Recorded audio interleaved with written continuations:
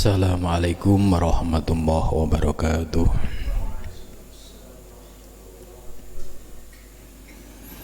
Ila khadratin Nabil Mustafa Rasulillah sallallahu alaihi wasallam wa ila ikhwanihi minal anbiya wal mursalin wal awliya wasyuhada wasyolikin wal malaikatil muqarrabin, khususan musanna ba'dal kitab Syekh Muhyiddin Ibnu Arabi wa khususan masyayikhi wa khususan as-sadidi wa sadidi wa khususan laumul fatihah. A'udzu billahi minasy syaithanir rajim. Bismillahirrahmanirrahim. Alhamdulillahi rabbil alamin arrahmanir rahim maliki yaumiddin. Iyyaka na'budu wa iyyaka nasta'in ihdinas siratal mustaqim siratal ladzina an'amta 'alaihim ghairil maghdubi 'alaihim waladdallin.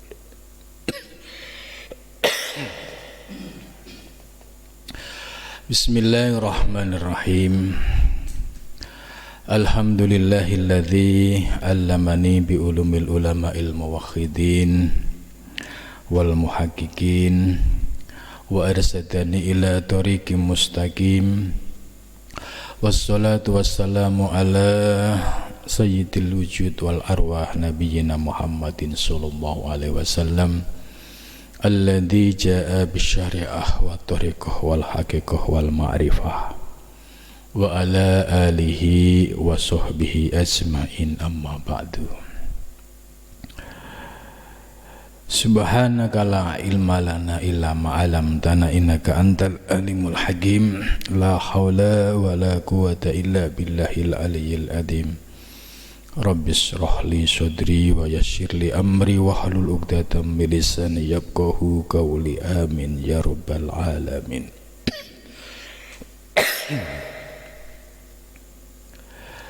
Malam ini kita akan melanjutkan kajian kitab Al-Futuhat Al-Makkiyah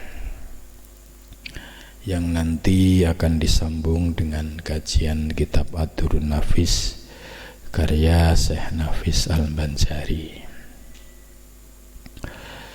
Pembahasan Al-Futuhat Al-Makkiyah pada minggu lalu yaitu membahas tentang asal usul dari anasir 4, ya, air, api, angin, tanah.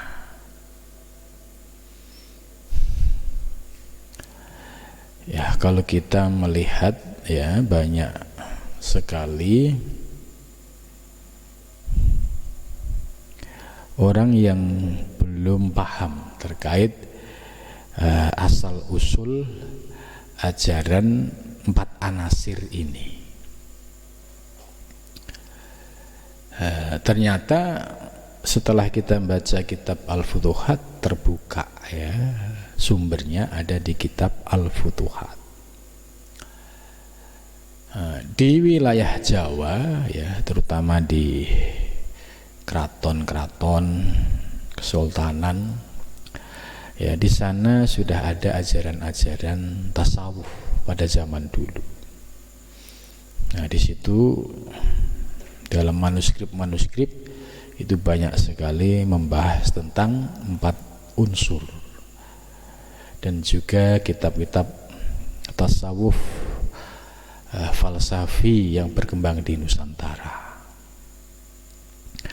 Namun kitab ini sangat jarang kita temukan. Maka kita sebagai generasi yang hidup di zaman abad 21, ketika ada pembahasan air, api, angin, tanah ini kayak sesuatu yang baru gitu. Karena di dalam kitab fikih-fikih di pondok pesantren jarang yang membahas soal persoalan ini. Dalam penjelasan sebelumnya, Syekh Muhyiddin Ibnu Arabi, ya, menjelaskan bahwa unsur api itu, ya, kumpulan dari al-hararah wal yabusah, yaitu unsur panas dan kering. itu jadinya api. Ya, panas dan kering dicampur jadilah api. Kemudian udara itu campuran dari al-hararah, panas, dan rutubah, basah. Jadi campuran panas dan basah jadilah hawa, angin. Ya, kemudian selanjutnya campuran burudah dan rutubah. Burudah itu yang bersifat adem, warutubah itu bersifat basah, adem dan basah, maka jadinya adalah alma, air. Kemudian selanjutnya kumpulan dari al-burudah, zat yang adem, wal yabusah dan kering, jadilah turab, yaitu tanah. Ini asal usul. Menarik sekali kalau kita lihat sebelum pembahasan masalah ini, Syekh Muhyiddin Ibnu Arabi mengaitkan dengan huruf-huruf hijaiyah. Nah, ini yang luar biasa. Jadi huruf-huruf hijaiyah yang dipahami oleh umat Islam selama ini sebagai huruf Arab, ya, yang jumlahnya 28 itu ya, kalau dikaji dari sisi ilmu tajwid, lahirlah pembagian huruf menjadi idhar ada 6, idgham bila gunah 2, idgham bi gunah 4, iqlab 1. Kemudian selainnya adalah huruf ikhfa. Pembagian ini hampir persis yang dilakukan oleh Syekh Ibnu Arabi terhadap huruf hijaiyah. Ternyata huruf hijaiyah ini memiliki rahasia-rahasia, ya, yang ada di dalamnya. Ibnu Arabi membagi huruf hijaiyah menjadi 4 juga. Ya, ini saya ulang lagi supaya ada pemahaman secara utuh ketika nanti masuk pada pembahasan yang akan kita bahas, ya. Dan juga banyak yang baru mendengar istilah-istilah ini, supaya kita melihat kedahsyatan penjelasan Ibnu Arabi. Menurut Syekh Ibnu Arabi bahwa huruf hijaiyah dibagi menjadi 4 bagian. Yang pertama ada martabat 7. Jadi ada 7, ada 8, ada 9, ada 10. Nah, martabat yang 7 itu hurufnya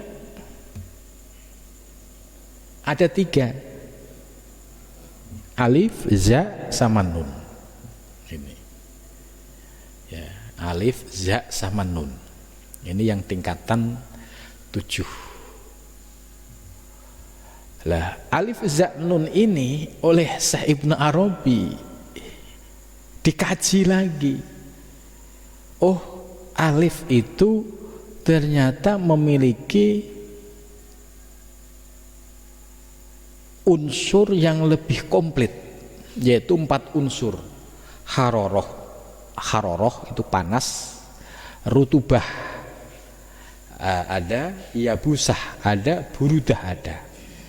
Jadi unsur panas, kemudian kering, basah, kering, dan dingin. Ini alif. Jadi alif ini paling sempurna unsurnya. Kemudian huruf nun, ya, ini ada haroroh dan yabusah. Huruf za dan lam, ya, za dan lam itu sifatnya yaitu haroroh dan yabusah. Nah, kemudian Berikutnya nun, ya, martabat yang 8 itu nun, shod sama do. Nun, shod, do ini masuk martabat yang ke-8. Karakter hurufnya haroroh, panas, ya, dan yabusah. Yabusah itu kering. Kemudian 9 itu ada 3 huruf juga, 4 huruf, ain, ghin, shin, shin. Itu burudah. Ain, ghin itu burudah dan yabusah, ya. Shin, shin itu haroroh dan yabusah. Kemudian yang terakhir, yang martabat 10 itu persis kayak ikhfa.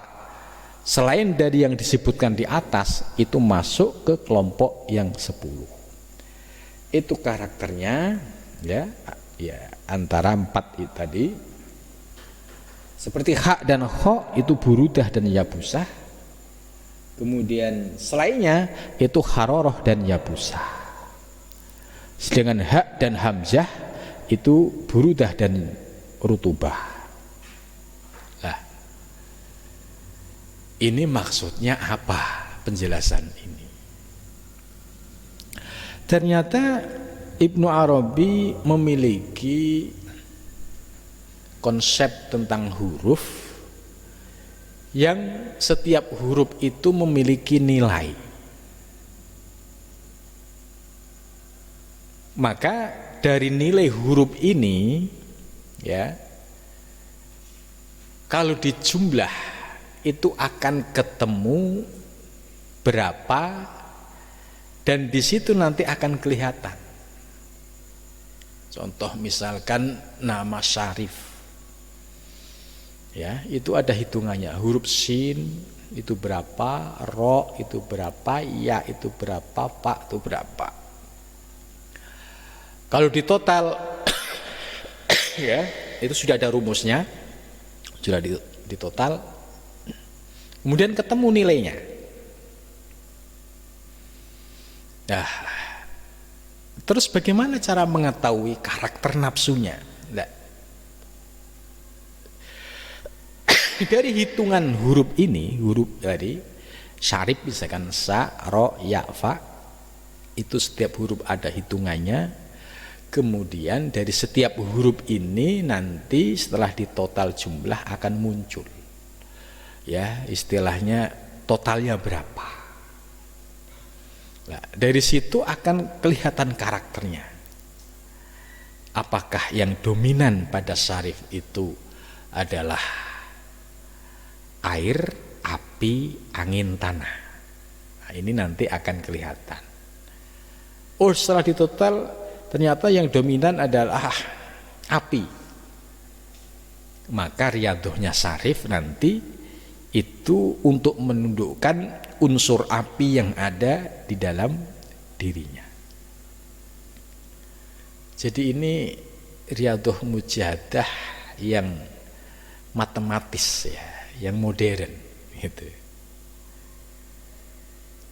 Maka seorang mursyid, ya, itu, ya, ketika diberikan anugerah kasyaf memahami tentang rahasia-rahasia huruf ini, antara murid satu dengan yang lain, ya, dari sisi nama, ya, itu ketika dihitung namanya, kemudian ketemu jumlahnya, itu terus apa riyadohnya, terus apa yang dominan di dalam nafsu di dalam dirinya. Misalkan dirinya didominasi oleh angin, ya, riyadohnya salah satunya adalah untuk menundukkan unsur angin. Nah, misalkan hitungannya itu lebih dominan di api, ya, mujahadahnya tujuannya untuk menundukkan unsur api. Karena ini yang akan membentuk karakter watak seseorang. Maka setiap orang itu memiliki watak yang beda-beda. Ada yang keras, ya. Apakah keras ini bisa dilembutkan? Bisa. Dengan apa? Dengan riyadoh mujahadah. Sekeras apapun, ya, seseorang, ya, ketika dia masuk di wilayah dunia torekoh, kemudian mau riyadhah mujahadah mengikuti perintah seorang guru, pasti nanti akan merasakan dampaknya. Contoh misalkan ada orang yang keras kepala, ngeyelan, wangil kandanane, pokoknya gini. Ini berarti nafsu yang ada di dalam anak ini, ya, ini yang harus dibaca, dan anak ini harus diberikan riyadhah yang pas. Supaya apa? Supaya karakter nafsu yang ada di dalam diri anak ini bisa dicerabut dari akarnya. Ya, yang bisa mencerabut ya dengan riyadhah mujahadah. Sampai kapan waktunya? Ya sampai benar-benar nafsu yang dominan di dalam dirinya itu benar-benar dicabut. Ya. Maka ada pola riyadhah mujahadah bagi seorang murid itu beda-beda. Ada yang diberikan riyadhah mujahadah, ya, seperti puasa Senin Kemis itu ya. Ini artinya ya nafsunya ya tidak terlalu parah lah gitu. Artinya mudah untuk diluruskan. Tapi kalau ingin meningkatkan kualitas riyadhah, ya, karena pengen dominasi hawa nafsu yang ada di dalam dirinya itu bisa ditundukkan, bisa dinaikkan, yaitu dengan puasa Daud. Dan tentu ini harus mendapatkan ijazah. Ya, tidak bisa terus kita ngambil langkah sendiri, menentukan sendiri. Ini bisa jadi ya ada kemungkinan terjadi overdosis karena tidak pas ukurannya. Maka harus mendapatkan bimbingan seorang guru, kira-kira yang pas riyadhahnya apa. Ada lagi yang riyadhahnya modelnya ngerowot, misalkan nggak makan nasi, nggak makan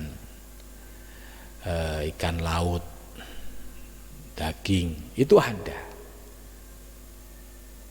Kalau sang murid ini paham, ya samina wa ta'na, tidak boleh banyak ngeyel.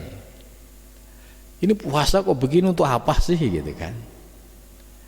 Ya dijelasin sekarang belum paham ilmunya susah. Tapi setelah sang murid ini istiqomah, ya, mengamalkan dengan disiplin, ya, lambat laun progres nafsu yang ada di dalam dirinya ini mengalami sebuah penurunan yang luar biasa. Karena akar dari nafsu yang ada di dalam diri murid ini, ya, sudah mulai terangkat. Itu kan dari akarnya apa?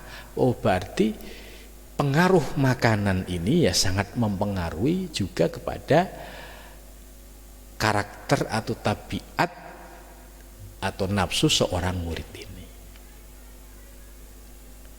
Maka kalau ada murid yang sifatnya tadi keras gitu,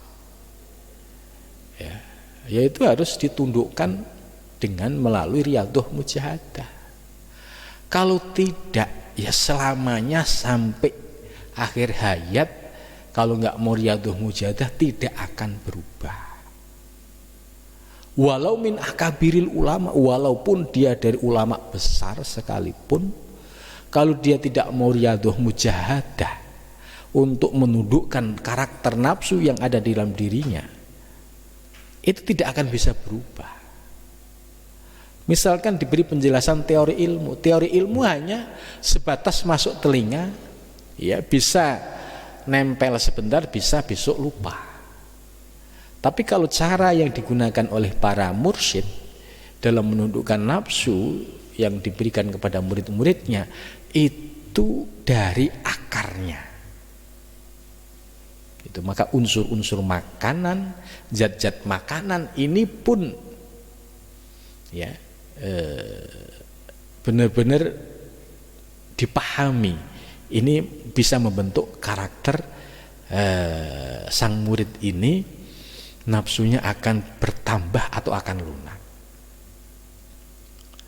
Ada contoh misalnya, ada seorang murid yang disuruh gurunya untuk riyadhah, ya, tidak makan nasi, tidak makan ikan laut. Ya karena dia takdim pasrah, ya diberi kekuatan oleh Allah. Tapi ada yang lain ikut-ikutan gitu kan. Pengen biar kayak dia ya paling kekuatannya nggak lama, ya seminggu 2 minggu, ya 3 minggu udah berat gitu. Nah, ini bedanya kalau ya dalam hal-hal semacam ini harus mendapatkan bimbingan seorang guru. Nggak boleh ya kita hanya model mendengar terus kita ambil praktek.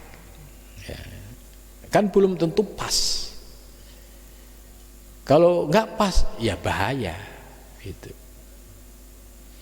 Ya, contoh misalkan, ya, seperti ada seorang yang belajar ihya, ya, otodidak, kemudian mencoba mempraktekkan kholwat tanpa ilmu.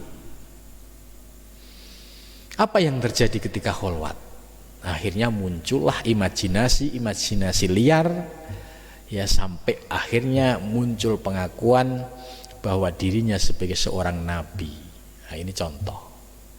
Membaca, tidak punya guru, tidak memiliki ilmu yang utuh, ya akhirnya dampaknya menghantam pada dirinya sendiri. Nah, ini contoh nyata seperti ini. Gitu. Nah, maka kalau kita mau riyadhah itu bertahap, nggak usah bernafsu. Sebab kalau kita riyadhah dengan bernafsu, ya,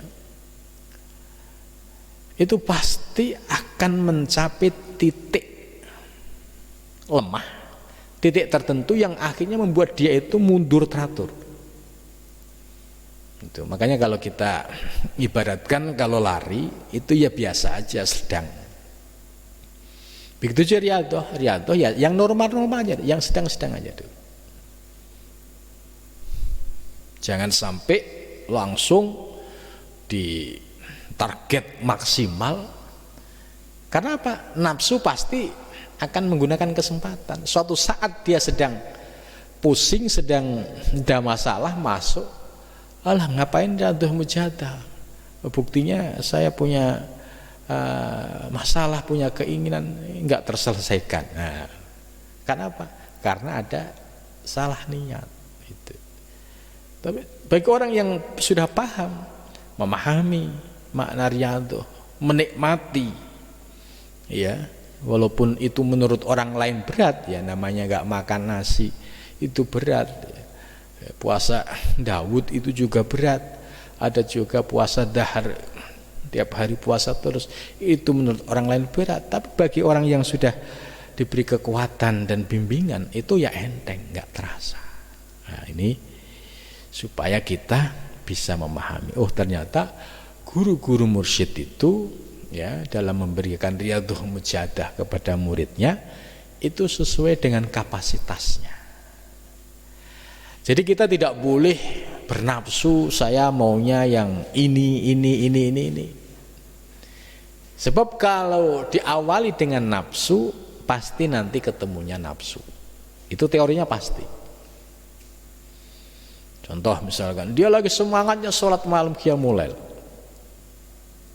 Suatu saat, karena ini dengan nafsu, suatu saat ketemu titik jenuhnya, akhirnya belas sama sekali nggak mau qiyamul lail. Kenapa? Karena dia ada keinginan yang nggak tercapai. Ya ini salah di awal seperti ini. Nah, ini jangan sampai seperti itu. Nah, dari teori Imam Ibnu Arabi ini ya, ini sangat menarik sekali ya untuk melihat kondisi batiniah kita. Karena yang dikaji oleh Ibnu Arabi ini adalah aspek batin. Ya, yang harus ya bisa dirasakan dalam kehidupan sehari-hari ini. Nah, kembali ke masalah 4 unsur tadi. Dalam akhir penjelasan Syekh Ibnu Arabi menyampaikan fahadhil arba'ah, maka bermula 4 al-arkan yang pokok, yaitu air, api, angin, tanah. Al-mulidatu yang dilahirkan anil ummahatil awal, dari induk yang pertama. Jadi haroroh, burudah, yabusah ya. Jadi haroroh, yabusah, burudah, kemudian rutubah, itu disebut ummahatul awal, induknya yang pertama. Kemudian lahirlah 4 anasir tadi. Nah, kemudian summa lita'lam, kemudian hendaklah kalian mengetahui anna tilkal ummahati al awal, sesungguhnya induk yang pertama itu ya, yaitu haroroh, rutubah, yabusah, burudah ya, ini ummahatul awal, tu'ti diberikan fil muraqabati, di dalam muraqabat. Muraqabat itu yaitu susunan. Haqaiquha, yaitu hakikatnya, la ghairu min ghairi imtizah. La ghairu, bukan yang lainnya, min ghairi imtizazin, dari tanpa campuran.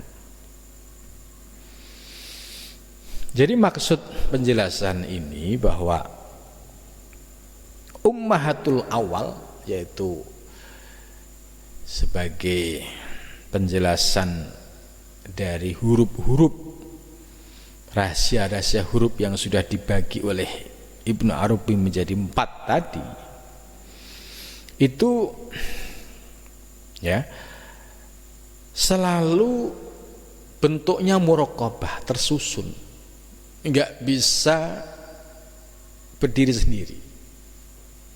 Ya, contoh yang barusan dijelaskan oleh Ibnu Arabi, seperti unsur api. Ternyata api itu gabungan dari unsur haroroh dan yabusah, unsur panas dan unsur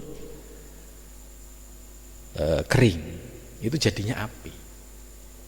Itu. Begitu juga yang lain, ya. Maka ini disebut muraqabah, tersusun dia. Ya, min ghairi imtizazin. Wa tasahhinu anil haroroh la yakunu min ghairiha.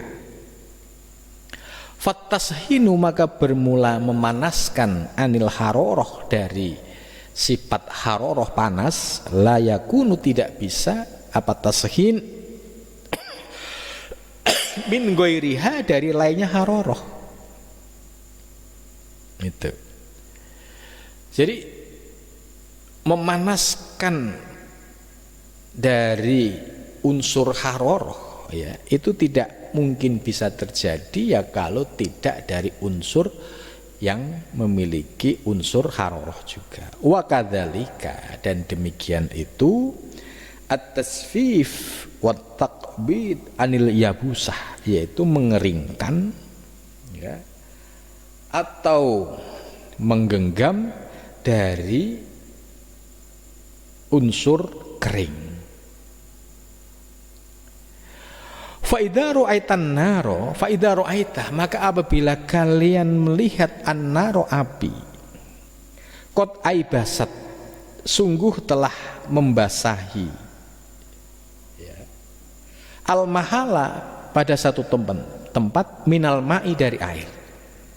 Ya, qad aibasat al mahala minal ma, fala tatakhayalu, maka kamu jangan menghayal atau berimajinasi, annal haroroh, sesungguhnya sifat panas, jafafathu, ya, itu mengeringkan, ya, ya, jafafathu itu mengeringkannya. Fa inan naro, maka sesungguhnya unsur api, muraqqabatun itu disusun, min hararatin dari panas, wayabusatin dan kering, kama taqaddama, sebagaimana dijelaskan pada penjelasan yang telah lalu. Ya, ini maksudnya gini, Imam Ibnu Arabi memberikan sebuah gambaran. Kalau ada satu tempat, ya, kemudian tempat itu basah, ya, qad aibasat al mahala minal ma, fala tatakhayalu annal hararah jafafathu. Maksudnya gini, kalau ada satu tempat, ya, di mana tempat itu, ya, ada air yang membasahi, kemudian jangan sampai muncul pemikiran, asumsi bahwa dari air, kemudian dari air, ya, yang basah kemudian menjadi kering, itu bukan berarti panasnya itu berubah menjadi kering, tidak. Itu karena sesungguhnya unsur panas itu tersusun dari haroroh dan yabusah. Wabil haroroti, maka dengan unsur panas, allati fiha, yang ada di dalamnya, tashonul ma, tashonu menjadi basah, apa haroroh, al ma'a pada air, wabil yabusah, dan dengan, ya, kering, wakoa, maka terjadi apa, at-tasfifu, yaitu menjadi, ya, kering. Ya, wa kadzalika, dan demikian itu at-talyin. Ya, at-talyin itu maknanya melunakkan, ya. La yakunu, tidak ada apa, talyin illa anirutubah, kecuali dari hal-hal yang sifatnya basah, watabrid, dan dingin, anil burudah, dari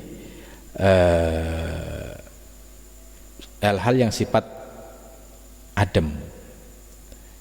Itu. Jadi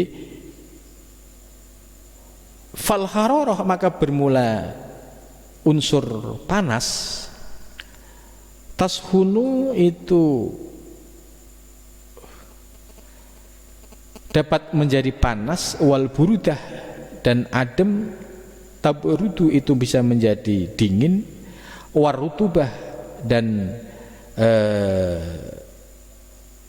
basah, talinu itu menjadi lembab, ya, wal yabusah, dan kering, tasfafu menjadi, ya, kering. Fahadil ummahat, maka bermula induk dari segala yang pokok ini, ya, mutanafiratun itu tidak teratur, la tastami'u tidak dapat berkumpul abadan selamanya, illa fisurroh kecuali dalam rupa. Itu la tastami'u abadan illa fisurroh. ya. Walakin ala hasabi ma tu'tihi, akan tetapi sesuai dengan apa yang telah diberikan, haqaiquha, yaitu hakikatnya, wala yujadu minha, dan tidak ditemukan minha darinya, fi suratin, dalam satu rupa, abadan, selamanya, wahidun, satu, wala yujadu, failnya di belakang, wala yujadu minha fi suratin abadan wahidun, dan tidak temukan dalam bentuk rupa selamanya, yaitu salah satu. Lakin yujadu isnani, akan tetapi tidak ditemukan dalam dua aspek. Amma khararah, adapun panas, wayabusah, dan kering, kama taqaddama, sebagaimana dijelaskan, min tarkibiha, dari susunannya. Wa amma antujadal khararah, dan adapun ditemukan apa al khararatu, sifat panas, wahdaha, sendirinya, fala, maka tidak.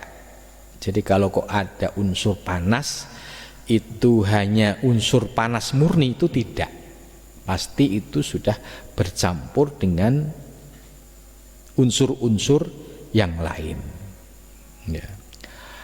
Li'annaha la yakunu anha ala infiratiha, li'annaha, karena sesungguhnya haroroh, la yakunu, tidak ada anha dari haroroh, ala infiratiha, kecuali dari pemurniannya, illahiyah, kecuali ya adanya haroroh itu. Jadi ini ilmu yang sangat menarik. Kalau ada orang ahli ya geologi, ya, ini dari teori dasar ini, ya, ini akan bisa menemukan hal-hal yang baru, karena Ibnu Arabi sudah memberikan teori dasarnya, ya, seperti kayak kalau kita lihat secara lebih luas, ya, contoh misalkan, nah, ini aja, ini unsur air. Ternyata tadi oleh Syekh Ibnu Arabi, air ini ya campuran unsurnya. Tidak unsur air, ya istilahnya tidak satu unsur murni, tapi campuran dengan unsur-unsur lain. Begitu juga misalkan kayak unsur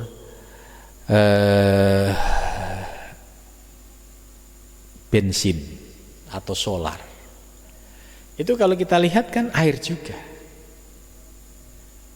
tapi kenapa beda? Karena unsur-unsur yang di dalamnya ini tadi sudah dijelaskan oleh Ibnu Arabi, antara unsur satu dengan yang lainnya ini memiliki perbedaan kualitas, ya. Kalau dalam ilmu tentang air itu, unsur-unsur yang ada di dalamnya itu kualitasnya berbeda-beda.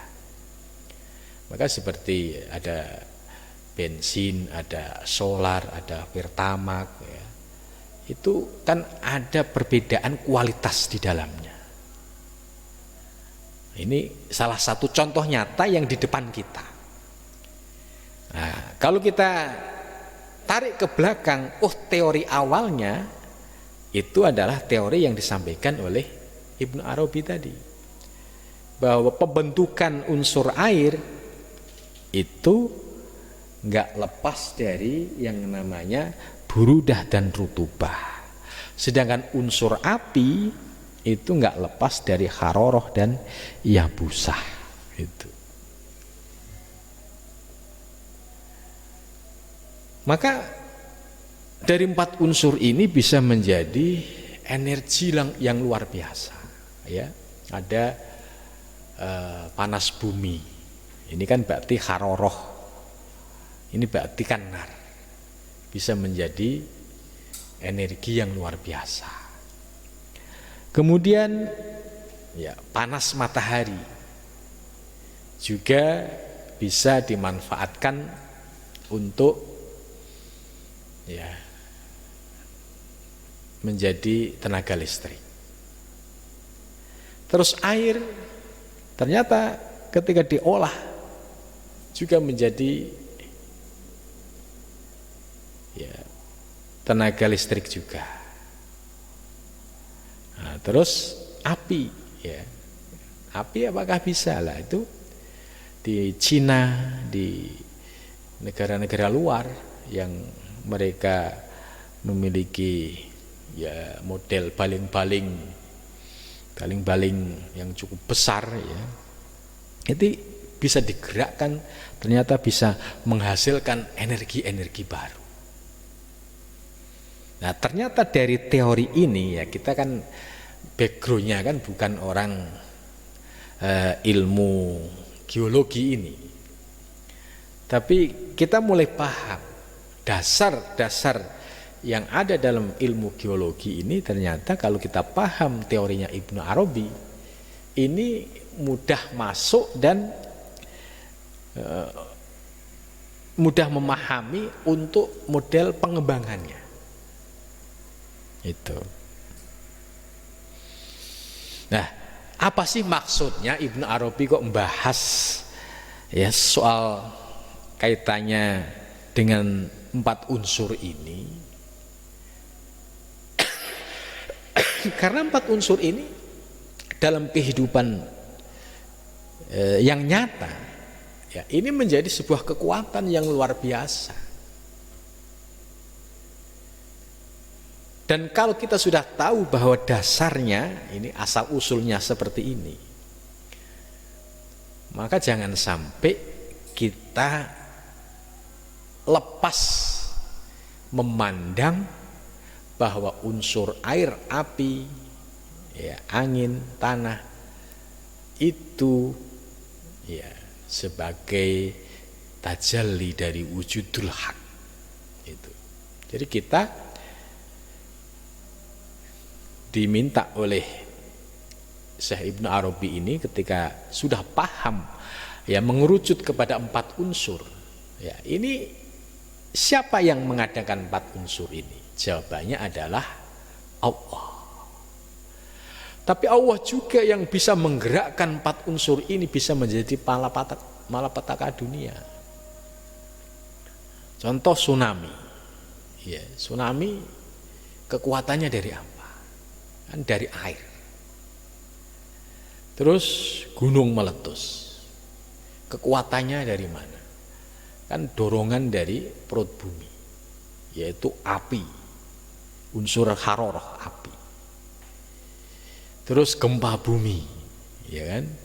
Terus ditambah angin, ya kalau angin ribut atau angin lesus, ini kan, atau angin tornado ya kalau di luar negeri itu semua ya menjadi pasukan-pasukan Allah. Lah, kita diajarkan oleh Ibnu Arabi supaya dalam memandang semua wujud tadi kita lupa sama Allah. Itu. Kita bisa melihat ya ketika ada tsunami. Ya, ternyata tempat-tempat yang menjadi tempat-tempat suci ya, seperti masjid, dan juga kalau di situ ada orang-orang yang dicintai oleh Allah, itu diberikan aman oleh Allah ya, dan itu bisa dibuktikan.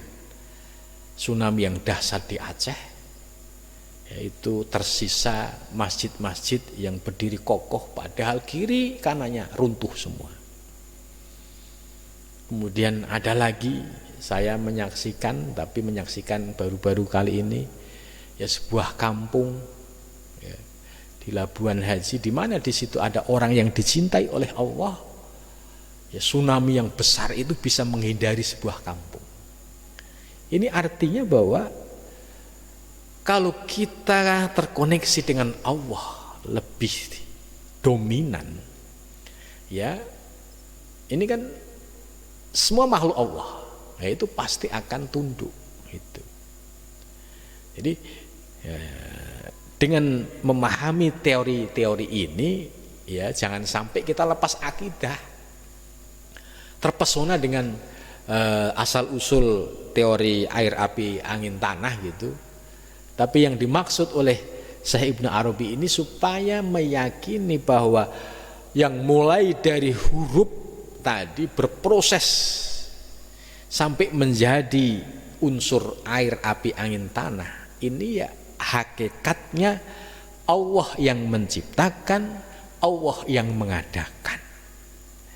Nah, suatu saat Allah akan menjadikan ini sebagai pasukannya, ya, pasukan angin tornado, pasukan tsunami gitu. Maka bagi orang-orang yang dicintai oleh Allah, yang sudah kenal, ya itu bisa memohon perlindungan kepada Allah, ya, supaya terhindar atau dihindari gitu. Ya.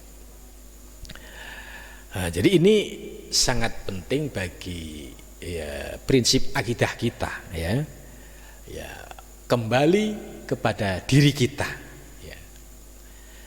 Diri kita ini kalau ditarik asal usulnya, zat fisiknya min sulalatin min tin, dari sari pati tanah.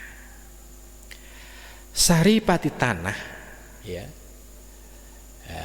itu kan kemudian dimakan, kemudian setelah dimakan berproses, ya, menggunakan teknologi Allah, kemudian menjadi sperma laki-laki. Unsur sperma ini pasti nggak lepas dari 4 unsur tadi: air, api, angin, tanah. Itu unsur yang ada di dalam sperma itu. Ketika berproses, ya, kemudian membuai, terus menjadi nutfah, alaqah, mudghah, ya, itu kan berproses terus sampai akhirnya wanufika fihi ruh ditiupkan, sampai akhirnya selama 9 bulan terus keluar, ya, selama 9 bulan, ya, janin di alam rahim, ya. Ini dari zat yang tadi saripati tanah, yang unsur dasarnya nggak lepas dari air, api, angin, tanah, kemudian berproses, ya, melalui sebuah pernikahan, ya, kemudian, ya, prosesnya dari nutfah, alaqah, mudghah sampai wanufika fihi ruh, terus sampai akhirnya lahir, ya, menjadi bayi di dunia ini. Lah, ketika kita sudah berada di dunia ini, berarti unsur kita menjadi unsur atsam, unsur fisik. Nah, di dalam diri kita sudah ada unsur ruh. Ruh yang wanufika fi ruh ditiupkan oleh Allah tadi setelah hitungan 40 kali 3, ya. Ketika ruh diambil oleh Allah, jasad kita ini kemarin diibaratkan Ibnu Arabi ibarat bumi yang sudah tidak terkena matahari lagi, menjadi gelap. Karena unsur dasar kita dari air, api, angin, tanah, ya, kemudian dikafani, dikuburkan, dikembalikan kepada tanah. Itu yang berproses pada kehidupan berikutnya, yaitu unsur barzahi. Lah, jasad kita masa berlakunya ya sebatas di dunia. Yang berproses pada alam barzah yaitu jasad barzahi yang akan melanjutkan bertemu munkar nakir, ya, dan seterusnya itu. Nah, jadi dengan teori proses perwujudan fisik, ya, sampai menjadi wujud manusia atau gembleger manusia seperti ini, ya, sampai nggak ngerti asal usulnya, nah, ini yang sangat disayangkan. Jadi betapa luar biasanya Allah menciptakan kita dari sesuatu yang hina. dari sesuatu yang hina berproses sampai menjadi ahsanul khaliqin, ciptaan yang paling baik. Tapi kalau menjadi ciptaan yang paling baik ini tidak bisa disyukuri, maka suatu saat akan dibalik oleh Allah menjadi asfal safilin, menjadi derajat yang paling rendahnya rendah. Itu. Maka kembali kepada diri kita, ya setelah kita sadar, oh ya ternyata asal usul unsur kita dari air, api, angin, tanah, kemudian ruh ditiupkan. Ruh ini sudah ada paket kehidupan, mulai dari umur, mati, ya, kemudian amal baik, amal soleh, rizki, ya, jodoh, ya, semua sudah ada dalam paket ini. Nah, kalau kita tidak menyadari bahwa jasad jasmani ini hanya dipakai ketika di dunia, kalau orientasi kita hanya ngejar dunia, maka kita menjadi orang yang merugi, sebab terbatas, hanya sesaat. Tapi kalau orientasi kita visioner, yaitu demi akhirat, ya, maka kita bisa menggunakan aktivitas kita di alam dunia, di alam adsan ini yang punya nilai berdampak di akhirat kelak. Maka disinilah perlunya ngaji tasawuf, ngaji thariqah, supaya apa? Supaya kalau beramal itu ada kualitasnya. Ya kalau nggak ngaji tasawuf thariqah gimana?